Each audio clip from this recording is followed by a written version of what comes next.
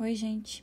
Bem, nesse vídeo nós vamos falar sobre a Síndrome de Edwards, onde vamos descrever as alterações genéticas que levam a essa síndrome, as características clínicas dela, como é feito o diagnóstico, as opções de tratamento paliativos e os cuidados de enfermagem a serem tomados mediante essa síndrome.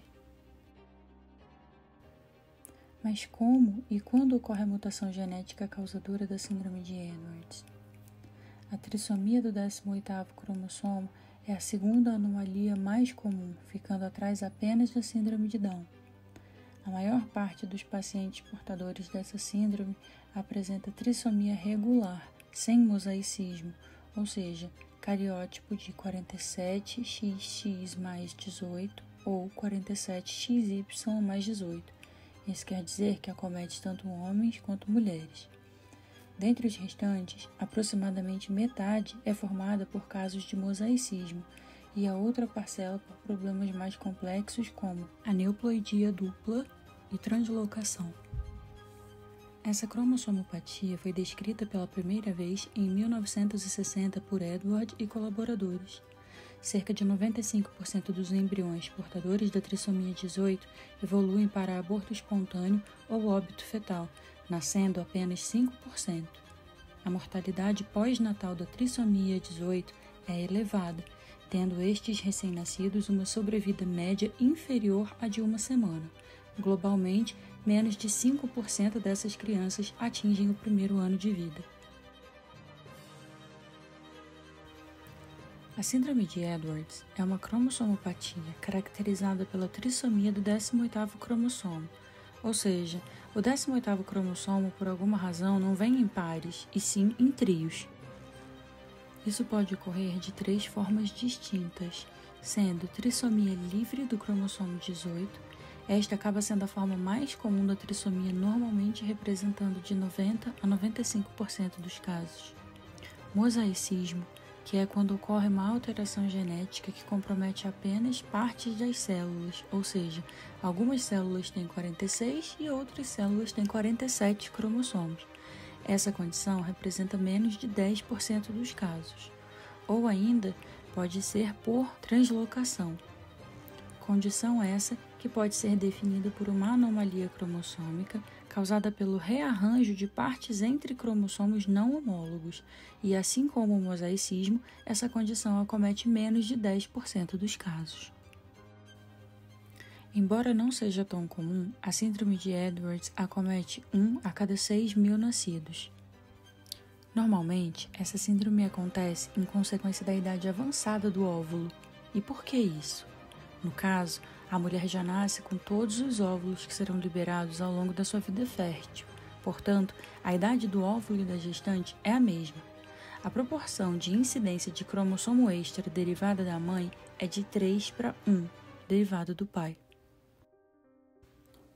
Nessa etapa do vídeo, nós vamos falar das características clínicas desse paciente portador da síndrome de Edwards. Quais são as alterações no fenótipo mais comuns, deficiência intelectual, a hipotonia seguida de hipertonia e o retardo neuropsicomotor. As características físicas começam a ser notadas desde os exames de imagem pré-natais. Normalmente, os portadores dessa síndrome possuem o crânio disfórmico, com o diâmetro bifrontal diminuído e o occipital saliente, chamado também de dólico cefálico, o que caracteriza um alongamento na região occipital. As fontanelas podem ser amplas e a microcefalia pode estar presente. A face é triangular, com testa alta e ampla. As fendas palpebrais são estreitas, o nariz é pequeno, a boca é pequena, com o palato ogival e há micrognatia. As orelhas são mal formadas e de implantação baixa, lembrando orelhas de fauno, isto é, desenroladas e com a parte superior em ponta.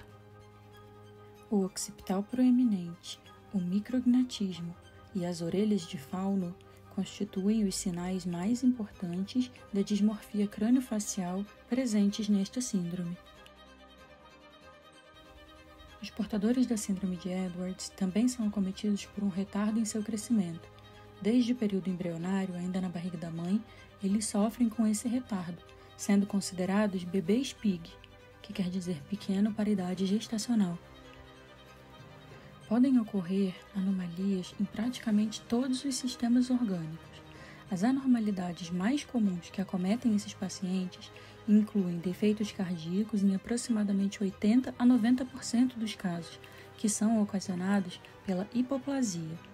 A hipoplasia pode ser definida como o desenvolvimento defeituoso ou incompleto de tecidos ou órgãos gerados pela diminuição do número de células.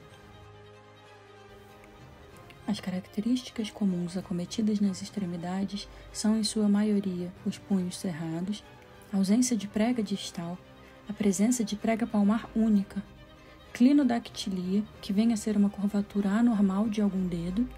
Os pés são tortos e normalmente acometidos por sindactilia, que é quando existe uma fusão, neste caso de um ou mais dedos dos pés. Podemos citar como malformações de órgãos internos os rins em forma de ferradura e policísticos, uma duplicidade ureteral na criança, que pode ser incompleta quando os ureteres se unem antes da bexiga, ou completa, quando os ureteres drenam a urina separadamente na bexiga.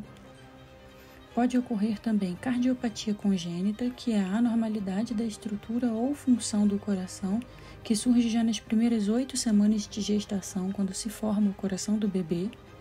E ainda as anomalias do sistema reprodutor, como criptorquidia, que é uma condição congênita caracterizada pela descida incompleta de um ou ambos os testículos para o saco escrotal, permanecendo no abdômen ou no canal inguinal da criança, e também a hipoplasia vaginal. Tais desordens ocorrem quando a vagina está desenvolvida incompleta, no caso, hipoplasia, ou completamente ausente, também conhecida como agenesia vaginal. O diagnóstico pode ser feito antes do nascimento, através da análise das anomalias visíveis durante o desenvolvimento fetal. O médico pode suspeitar da trissomia do 18º cromossomo baseado em características detectadas através de exames de imagem do feto. Uma vez constatadas essas anomalias, por vezes consegue-se encontrar DNA do feto no sangue da mãe e utiliza-se então esse DNA para detectar um aumento no risco da ocorrência da trissomia do 18º cromossomo. Havendo essa suspeita, o diagnóstico costuma ser confirmado por meio de 2 pesquisas, uma amostragem das vilosidades coriônicas ou uma amniocêntese, ou então ambas, dependendo da necessidade.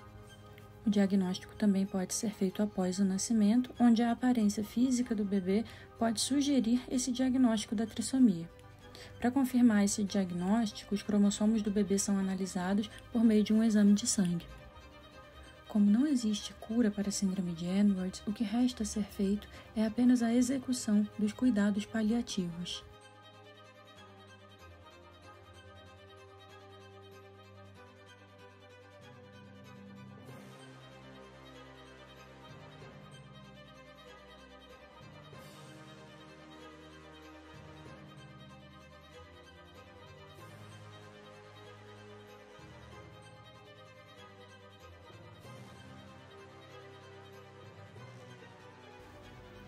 O papel do enfermeiro não se define apenas em assistência técnica, como monitorar a saturação do paciente constantemente ou ministrar medicações. É válido também uma boa comunicação com o paciente e sua família, apoiar e passar confiança e oferecer conforto na medida do possível, seja ele físico, mental ou espiritual.